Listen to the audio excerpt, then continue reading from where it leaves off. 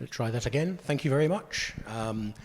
As was just stated, my name is Andrew Smith and I come from Bentley Systems, a software company that produces software for civil infrastructure through the rail life cycle. My background has been in software for rail exclusively for in excess of 30 years. Before then, my background was artificial intelligence, which is actually finally coming round. I studied it a few decades too early, unfortunately. Today I'm going to be talking about digital twins, what we mean by them, and how we're finding they're adding value throughout the rail life cycle with a few worked examples. Firstly, a short video though. Rail and transit networks connect our cities, businesses, and people. However, they face many challenges, including aging infrastructure, shorter deadlines, tighter budgets, and distributed teams, along with the urgent need to fight climate change. The pressure has never been greater on owner-operators and those in the supply chain. To stay ahead, organizations must embrace digital technology to work smarter, not harder. Connecting the physical and virtual worlds, digital twins are already reimagining how our railways are designed, built, and operated. Ensuring data is accessible and actionable, digital twins provide the insight needed for better decision-making and improved business outcomes. Empower your team to improve efficiency, reliability, and sustainability across the entire rail asset lifecycle with Bentley's industry-leading applications and solutions powered by iTwin.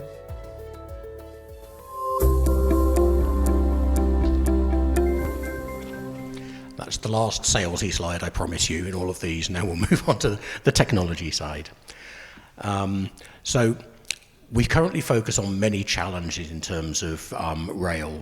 We've got shorter deadlines, we've got tighter budgets in place, skilled labour shortages, especially when we start going through digital transformation, aging infrastructure as well that's actually starting to fail and cause problems and reduce the quality of service that we deliver, which critically we need to actually get higher and higher.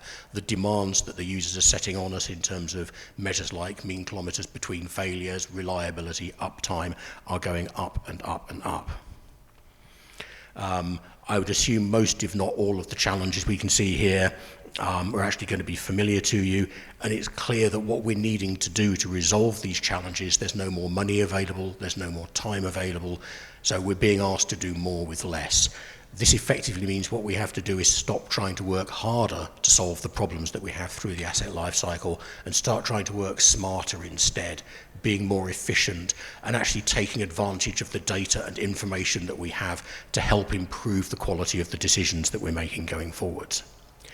There is a lot of opportunity, however, at the same time, using some of the new technologies that are in place, the new capabilities, the volumes of data that we can now manage in terms of cloud-hosted systems, the benefits that artificial intelligence promises and is starting to deliver. We can actually start to use information and condition data to be able to answer some of the challenges that we've got and give ourselves a more robust, sustainable asset now and moving into the future. One thing that is for sure is the industry is changing, in particular the technology side, and we all need to grasp the opportunities that take place or we risk being left behind so that we can actually start working differently. I cannot overstress all of this, as those who were with me in the previous session. While we're talking about technology, technology is a tool that can help us to increase reliability, reduce costs, increase safety. That tool is only effective if it is actually used by somebody who knows how to use it, who's been trained how to use it, and is following a process that takes advantage of using that tool. So the implementation and the process by which you use these systems is every bit as critical, but I won't be focusing on that so much today. That's effectively another topic. I've been working in rail, as I said, for 30 plus years now. I've seen a huge number of changes in that time. 30 years ago or so, we actually had CAD came along, or slightly over 30 years, so computer-aided design. We were starting to use computers rather than kind of the pens and working on paper or vellum. And then we shifted at the same time in technology from desktop systems through to server systems. Now we're moving to mobile solutions and cloud. So there's been a huge technological innovation that's taken place. In parallel with that, the way that we actually go about designing, building and operating infrastructure has also evolved. We've kind of moved into 2D to 3D, then 3D to 4D, taking into account time and the way that changes, then 5D, 6D. I think a lot of people argue we're in an 8D world at the moment where we've got environmental, time, cost, assets, multiple additional dimensions that we need to actually consider throughout the life cycle. I would argue that in all of this, if we're moving more and more towards a digital world to a condition-based world in operations and digital collaboration in design and construction, we have to think of the digital data that we have as an asset in its own right. And that asset needs to go through asset management processes just the same way the physical asset does. We need to make sure that the data that we're using is fit for purpose going forwards, that it's current enough for us, that it's got the sufficient quality that's in place.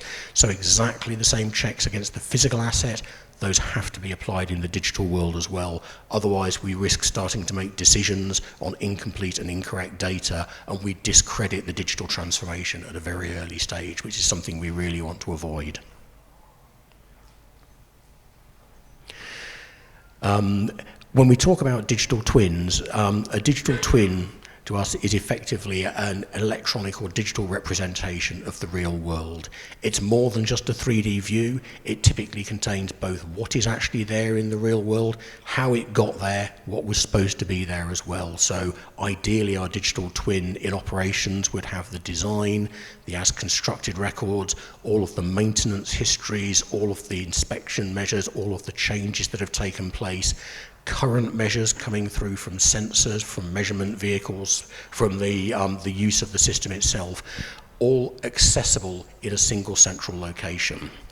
Once you've actually got that, I pinged forwards there, once you've actually got all of that information in a central location, you can start using it both for visualization but also for performing analytics that aren't possible in any individual data sets, and instead you have to look at the relationships between data to extract additional information.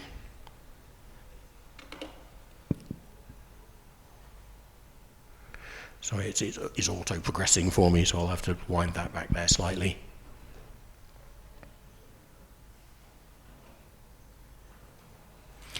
There are three main categories of data that we tend to find in digital twins, certainly for infrastructure digital twins. It's auto-progressing for me. I don't know if we can resolve that. We typically have contextual information, photos, videos, and sensors, which we usually call operational technology. Then we've got all our cloud and IT systems, though the work orders, asset tags, data in our enterprise asset management system.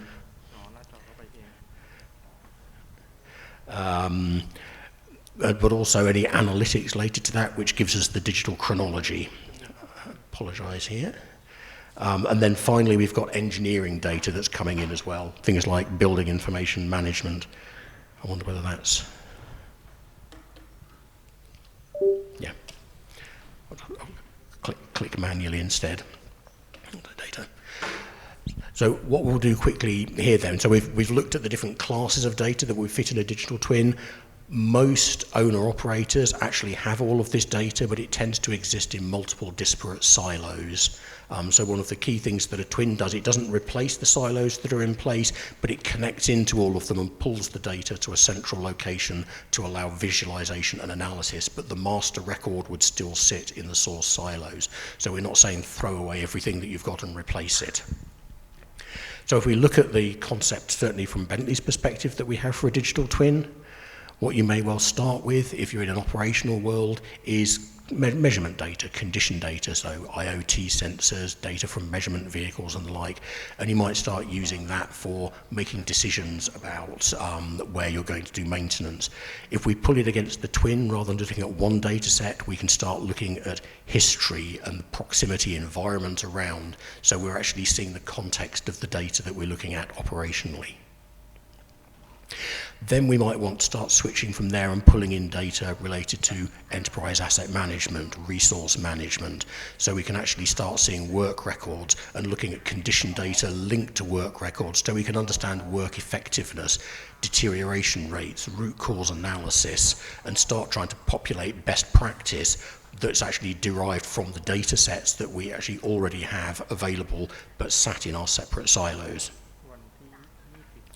When we move on from there to grow the twin a little bit further, we might start pulling in additional survey data, so drone data, LiDAR data, a range of other data sets like that as well, that can help us to have more kind of use cases that come out of the digital twin that can then bring all of this data together. Where we really start seeing power is when our digital twin is actually linked in as an integral part of the design process we have. Now, design down the left-hand side, we've got all the different design disciplines. Again, as a Bentley employee, I would love Bentley to be used for all of these designs, but this is the real world, which means that some of these will be coming from a range of third-party solutions as well. The digital twin needs to be able to consume data from multiple sources. That interoperability is key and critical to success. So we need to be able to cope with third-party sources, but also industry standards, industry foundation classes, bringing those through into managed environments so that we can actually look at construction sequencing and flowing that in turn into the twin so that it actually is continuously updating, so our digital representation isn't just a snapshot, it's kept evergreen as there are evolving projects that take place. When we get there, excuse me, that starts enabling more simulations that we can run, because we've got confidence that the digital world is a replica of what's actually out there in terms of not only what's there, but why it's there, how it got there, and that we can start use to predict what would happen next and run what-if scenarios where we can start really extracting more power from the system. I'm going to show a quick video. It's very difficult to show something that actually represents everything that I've talked about, but this is just a little example from Sydney Trains, where we've got part of their network, they've put together a reality mesh, which is effectively a three-dimensional mesh built from photographs, correctly located and dimensioned, so we can take measurements from it to be able to identify positions of safety, whether we can fit any particular types of equipment there.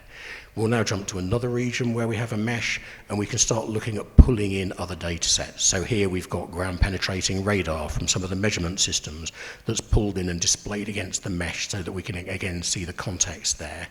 We can then start pulling in asset register and asset condition, including the history associated with it, so we can start seeing if the impact of changes to assets has affected the measurements that we can actually see to start drilling down and understanding why things are happening. We can then link in and look at history of condition and start trending that into the future, but I'll show a little more of that in a couple of minutes. We then want to start pulling in other survey information against this. So we're jumping to another area of this digital twin, and you'll notice here we don't have that, we do have the 3D mesh here, but you don't have to have the mesh under all circumstances and all locations. You could just have a mapping base. You build this incrementally, and then this has been related through to 360-degree video. And the 360-degree video, you can actually interact with it, you can add assets in, display assets against it, mark and tag things up, and that in turn is also linked through to LiDAR data that's available. So we can actually locate things using LiDAR and then visualize them up against video and up against the three-dimensional twins, so it's a kind of a holistic view. We also have the ability in here to actually pull in things like GIS data and the BIM models as well to give us that overall view of the asset. What I'm going to do now is quickly look at a few use cases of not specifically digital twins, but digital transformation through the asset life cycle in rail. We're going to look at operations and maintenance in SMRT, Singapore, where they were challenged when they first started the project to increase their reliability from under 200,000 kilometres between failure to over 1 million. So they were looking at a 400-500% reliability increase, which touched every aspect of the system, and we were involved in a part of that. We'll then look at Klang Valley for design and construction and the kind of the processes they went through from a BIM perspective rather than digital twin. Then we'll go into construction in Melbourne, and finally we'll go over and have a look back in the operational world at some of the newer technologies that are actually starting to be used in terms of inspections and immersive reality. So the first example we're going to talk about is SMRT trains. SMRT has been working hard, as I said, across all the asset disciplines to increase reliability. With about a 500% boost they're looking at. Circle Line, I was with them on Monday, they were on 1.4 million kilometres between 5-minute delays caused by anything.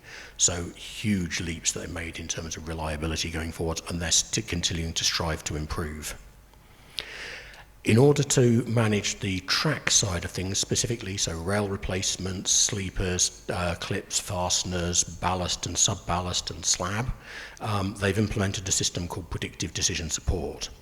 What that's doing is it's actually bringing together multiple data sets. So it's the existing measurement vehicle from the recording vehicle running over the network, measuring track geometry. They have other vehicles that are measuring the third rail position, other vehicles that are measuring the rail profile, and that's then linking through into SAP for their work records and work management system, to the asset register for things like the design curves that they've got as well, and then to the planned work bank going forwards. They're pulling all of that data together, and then because they can actually see it all in context, the first thing they can do is validate between the data sets to make sure that the data is actually telling them something that's true and correct. So we can improve the quality of data simply by cross-referencing to other data sets and to data history. After you've done that cross-reference, you can then perform calculations on top of it to start looking at deterioration rates, work effectiveness that's taken place, and also looking at things like how much work can be done in a single possession, and try to optimize the shifts that are in place in terms of, for example, rail replacements, to be able to make sure that they're maximizing the value they get anytime they're out on the track. The focus in all of this is to try and do the right work in the right place at the right time, which is actually the catchphrase that Network Rail put together when they implemented a very similar system to this about 15 years ago. The system includes the complete history of all of this information, all of the measurements that have taken place, so they can go back and see what's happened over 4, 5, 6 years, including historic maintenance effectiveness that they can cross-reference to the class of work that was done and see how it's affected the deterioration rates between before and after that work being undertaken. I've already mentioned all the core data that was brought in place. There were additional data that came in from their enterprise systems, for example, track usage, line speeds. A lot of users bring tonnage in as well on top of the design data, and bring in the asset register, which can give context, and of course the assets around track can affect what's actually causing a problem and can actually help you to do that root cause analysis, that deeper dive. What the tool is then doing is actually allowing them to do calculations of condition scores and then calculate the deterioration rates, cross-referencing to the maintenance work that's happened, and then predicting out to the future when the asset will become life expired. So there are certain assets that have more random failure modes associated with them, but there are some, for example, railway, that are quite deterministic, so you can produce quite accurate predictions of residual life just by looking at the deterioration rates against the cumulative tonnage associated. Ride quality, under certain circumstances, you can also predict deterioration, especially on ballasted track if you use the right calculations against it. In terms of the benefits that they're actually finding out at the far end, the things they've quoted, get these right, they're reducing hundreds of hours of manual planning. They've saved 20 plus maintenance deployments completely. The engineers they've got have a better idea of work conditions, so they can prepare better for the work that's being done in advance, so they can actually save time on site. And the intention going forwards here is the SME intends to continuously improve the maintenance efficiency and effectiveness across the entire suite of assets they've got and measure the effect that they're getting, the reliability. Now we'll have a quick look and move on to MRTC, Klang Valley. This is actually a major design and construction project on the SSP line. Some of the earlier lines weren't actually implemented using BIM, but they decided for the more recent lines to actually start using BIM level 2 and mandating that compliance right the way through. They were doing this because they were discovering that they had a number of issues in terms of changes in construction, from design discrepancies that actually occurred over the course of the implementations previously, and they wanted to minimize those. One of the most critical things in all of this, and again, those who were in room B earlier would have heard this from all of the experts that were sat at the table, was that they managed to get buy-in from the very, very top, in this case, the executive director, giving that mandate for BIM level 2 right the way down through the supply chain. That is absolutely vital in order to deliver success, using these kind of, because BIM is not a tool, it's actually a process, it's a workflow.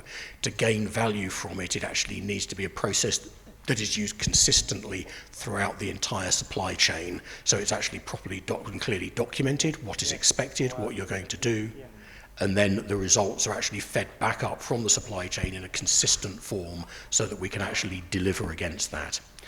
It's far more in terms of BIM than just the 3D models. I believe Crossrail said by volume something like 50% of the data they had in their BIM models was actually 3D geometry data. The remaining 85% was all of the other data they had in place. So it covers the entire spectrums of standards and drawings and everything that sits in the deliverables world that's in place, and focuses very much on that collaborative design process.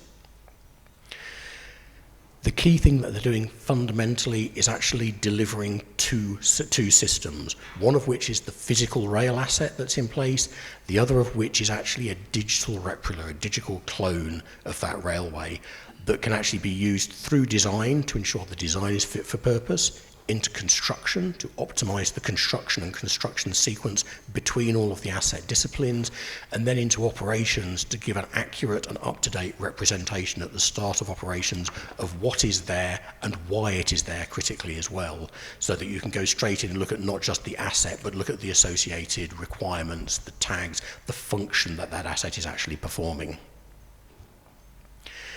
Underpinning all of this, when the system actually went live, they had 1,500 users, they had thousands of model files, tens of thousands of documents, all accessible through the appropriate security systems to make sure that people who needed data and information could get the right data in a form they needed at the right time. And that made a huge difference in terms of the efficiency gains. There wasn't the time wasted in making sure you had the right documentation, you had the right version that was there to be able to support you in those decisions that you're actually making. The other thing worth noting here is that the supply chain was actually distributed over multiple countries. So having this common data environment sat at the heart of it meant that that collaboration could be performed in such a way that you started producing a single virtual team from the groups that actually worked in the different disciplines in those different regions, which again helped with the preventing rework and giving consistency, identifying issues, cross-discipline issues earlier in the design life cycle to be able to make sure by the time you get on site you've minimized the risk of change taking place, and hopefully you get as close as possible to delivering on time and to budget. You're always going to hit problems and unexpected. What you can try and do is minimize those through the processes and through kind of advanced work.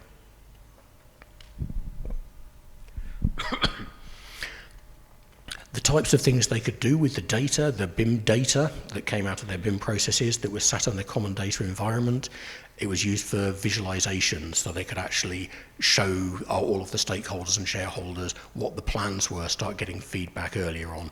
These were federated models, so they came from multiple different design sources, pulled together seamlessly, so you could get an overall vision or picture of what the solution was going to look like, what the system was going to look like, rather than having it as a set of separate, disparate components. This then enabled also the virtual design reviews to take place, so it's not just hard clash detection if people are using the same physical space, but soft clashes, visibility lines, usability, maintainability, operability. All of these can actually start being assessed much earlier in the life cycle, so you can identify any challenges and again try to mitigate those to make sure that you've got something that is not just fit for purpose for the requirements, but is constructible, is operable, is maintainable, and will deliver against the requirements that are actually mapped and linked through against all of this. Throughout the process, issues are actually tracked within the CDE itself as well, so that they can actually make sure they don't lose, they don't drop them through the cracks, and the deliverables flow straight from that CDE through to its separate deliverables management system that we'll touch on briefly. Actually, I've got 5 minutes, so I am going to speed through a little bit to a couple more examples. When we get into construction sequencing, we have an example here from Melbourne, from the Metro Tunnel. What they wanted to be able to do was make sure that the work they did, again in construction, was delivered on time and to budget and with minimal risk. So in order to do that, what they decided to do was build a digital replica, not just of the project they were building, but the way they were going to build it, all of the materials that were going to be used, all of the heavy plant that was used and the movement of it, the safety cases associated with all of it, and bring that together, not just so that you could actually see the construction sequence, but you could actually assess the risks associated with it, both in terms of overrun risk and risk to people and risk to the environment around as well, which again help focus on trying to deliver safely, first time, right place. A short video here, we'll just go through kind of a few seconds of it, that gives a feel for that. This is a closely related project also in Melbourne, where they were doing level crossing replacements. Given it was existing infrastructure, they had a fixed possession time and had critically to give that track back on time, which meant they had to do all of their rehearsals digitally to make sure they could meet the requirements that were in place. And finally, I'm going to talk quickly about going back into the operational world and use of digital twins in terms of inspections. We're finding when you're actually doing a bridge inspection in particular, it's often the case that you have to close the bridge, take a possession, and then use cherry pickers, ladders to be able to go around the sides to actually visualize and assess the state of the bridge.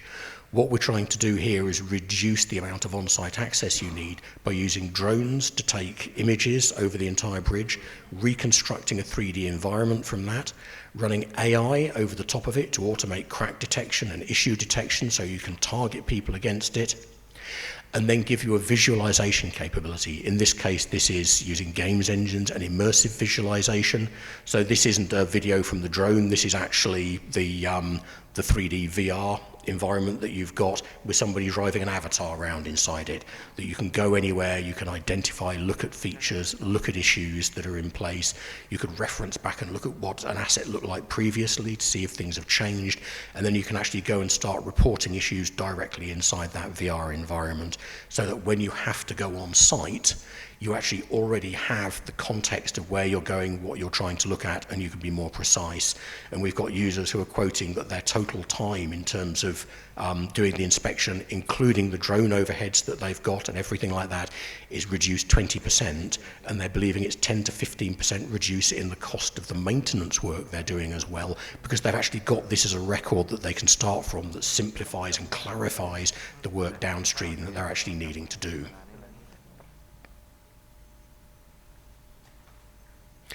So yeah, in this case, we've looked at a few examples very quickly at where digital transformation and digital twins are actually making a difference to real-world users, and they're seeing efficiency gains, safety gains being generated throughout the asset lifecycle.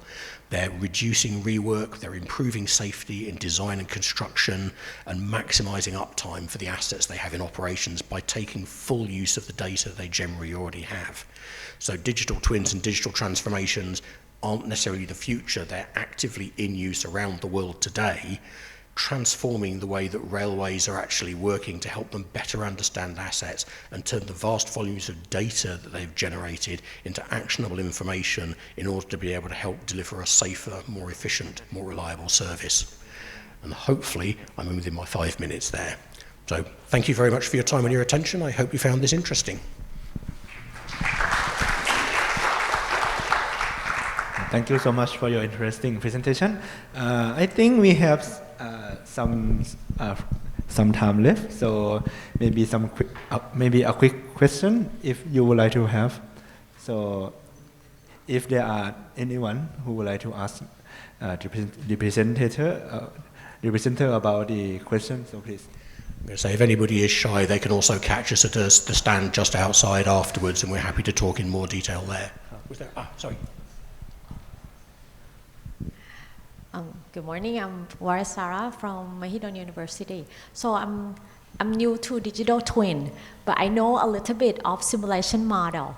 Can you explain a little bit like more how these associate and how they associate? It's probably worth taking a step away and talking about BIM very quickly as well. So BIM is actually a process that is used for design collaboration and collaboration between teams to give consistency to work that's taking place that is supported by technology. A digital twin at its heart is a data set, effectively a federated data set with the management tools and capabilities underneath it to bring together all of the data related to an asset. A simulation that you've got is something that you would typically run on top of the digital twin. The digital twin is acting as an enabler to you in this case, that's allowing you to get to the data in context. So you can talk about locations, proximity, linear offsets and things like that, and pull in data from all of these different sources automatically get to it. The digital twin that we've actually shown here, we actually have an API built against the side of it that is, it's in the public domain, which means anybody can go in, and the things that I showed here, you can go and actually develop things for yourself or develop on top of that for yourselves as well. So people can and actually are building simulations on top of the digital twins that we're developing.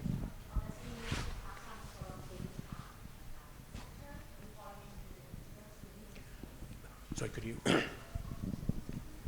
I just check my understanding. So is that mean that you need to have some sort of data sets, data center in order to implement that digital twin in this case? A digital twin fundamentally is built on top of data and distributed data. Some of that data can be federated straight from existing source systems. Some of it would actually be stored and mastered within the digital twin. We don't have time to go into the distinctions there as to why, but you can sort both, and you generally need a hybrid solution depending on data volumes and data access times. But yes, you will typically have either a data center or more commonly a cloud-hosted digital twin. So some of the examples you saw here were actually a fully cloud-hosted solution where the data you were visualizing, you were simply using a web browser, and all that data was accessible directly from there. Thank you. So thank you so much for your presentation.